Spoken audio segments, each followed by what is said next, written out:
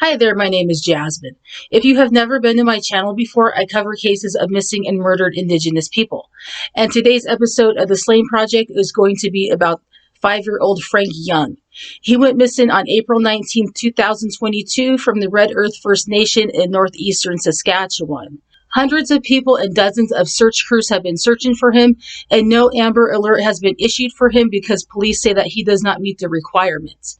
And this video is going to go over everything publicly known as of May 3rd, 2022. Frank Young is 5 years old and went missing on April 19th, 2022. As of this recording, he has been missing for exactly 2 weeks. Frank lives on the Red Earth First Nation, which is about 350 kilometers northeast of Saskatoon. The home he lives at is his aunt and uncle's.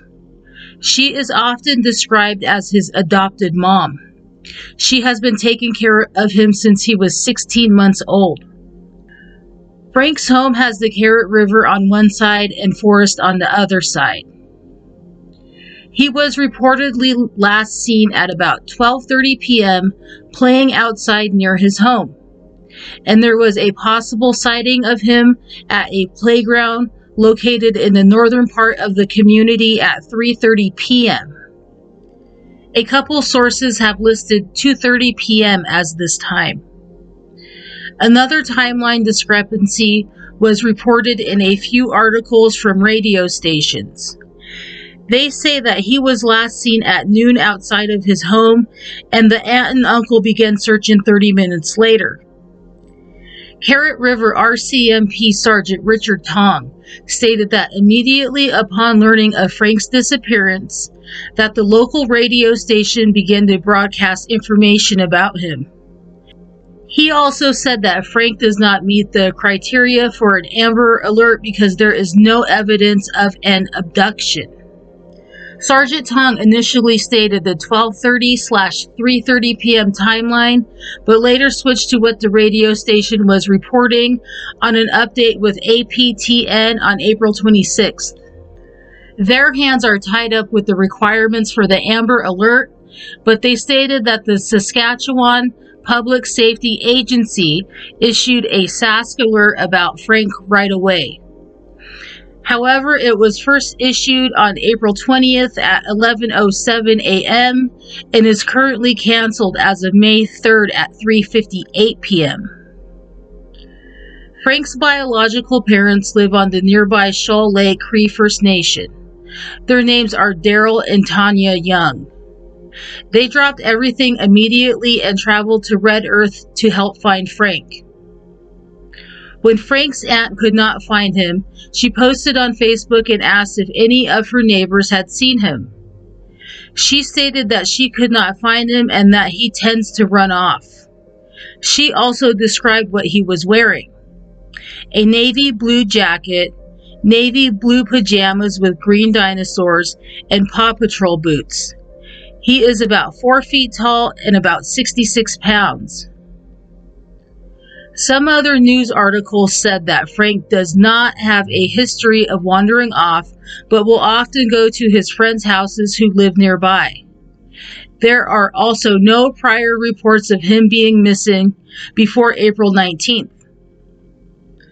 Michelle Vanderboord with the Prince Albert Grand Council Search, Rescue, and Recovery Team stated that they received notification of Frank missing the evening of Tuesday, April 19th, and immediately contacted the RCMP. Ground searches were conducted immediately, and a helicopter with thermal imaging was also brought in. Full board searches began immediately the next day around sunrise. There are about 200 volunteer searchers, 13 search and rescue crews, the RCMP, and a lot of neighboring First Nations have also sent their people to help find Frank. 92 square kilometers have been searched so far.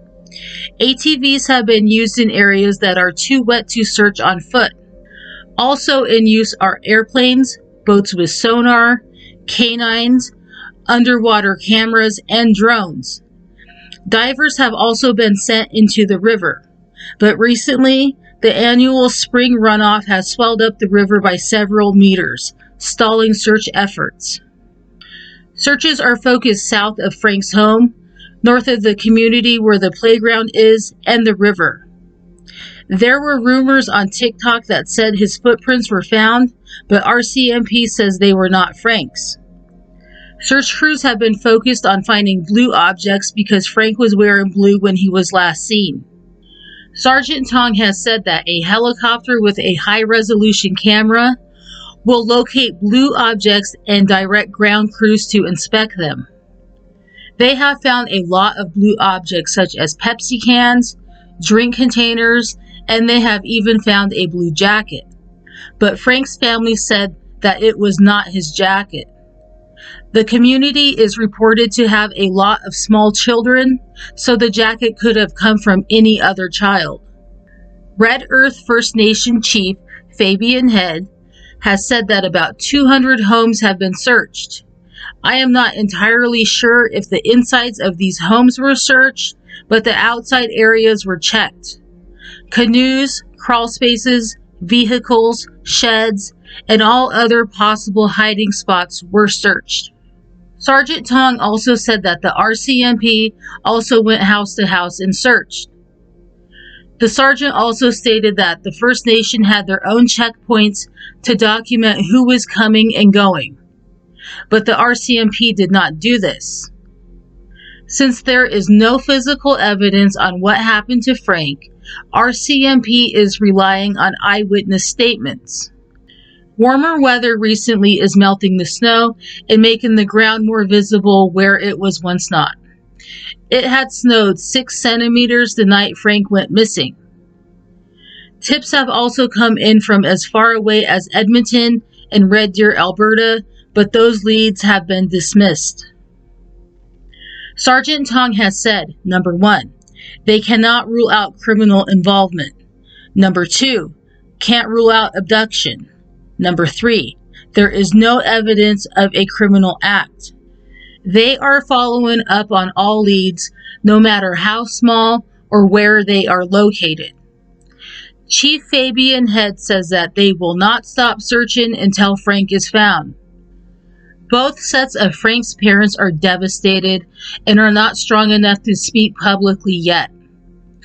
Chief Marcel Head of the Shoal Lake Cree First Nation, where Frank's biological parents live, spoke on their behalf.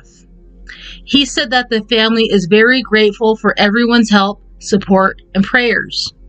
He also said that the family is very distressed emotionally, physically, and mentally. They have had little or no sleep since April 19th. A group called Indigenous Services Canada is providing mental health support for the family and community. The tribal elders are also assisting with this. There are some TikToks going around that have Frank's mom screaming for him in the dark forest. It's very hard to listen to because it's so heartbreaking.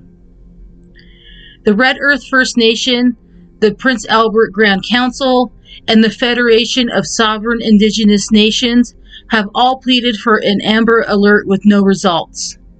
This would get Frank on TV, cell phone notifications, and roadway signs. But again, this was shot down again because there are no signs of an abduction, according to the RCMP. There is a similar case like this in the United States. A 5-year-old Caucasian boy named Michael Vaughn went missing from Fruitland, Idaho. And because there is no evidence of an abduction, no Amber Alert was issued, and he is still missing after 9 months. It is very frustrating that this alert can't be sent out for Frank. A wonderful woman by the name of Danielle Jack has been actively posting about Frank on Facebook. She designed her own poster of him that says Indigenous Amber Alert, and it has received over 15,000 shares. She figured that if RCMP will not issue the alert, she could try her best to do so. If it was not for Facebook or TikTok, most people probably would not even know about Frank. The Red Earth community has done everything right to find Frank. I think I have even seen a post that said fireworks were lit to get his attention in the darkness. A candlelight vigil was recently held in the community and tobacco was offered.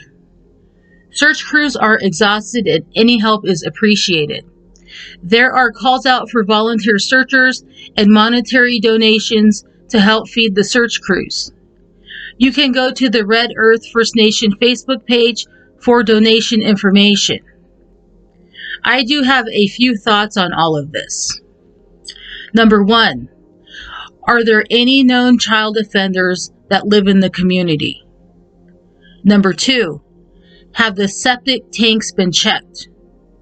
Number 3, how soon was the checkpoint initiated? Someone could have left with Frank before it was implemented. Number 4, it is possible he is in the river. I am not sure how cold the river is, but it could be slowing down decomposition, so he has not floated to the top yet. The spring runoff also could have washed him further away from his community. Number 5, he went missing on a Tuesday. Was there not school that day, or was he homesick? His teacher had posted a video online, so he was attending classes. And that's all the information I have for you today. Please let me know what you think in the comments down below. And if there's any updates, I will pin a comment on top of the video. And if there's any major updates, I will do a new video. So please join me in hoping and praying that Frank makes it home safe. And I hope to see you in my next video.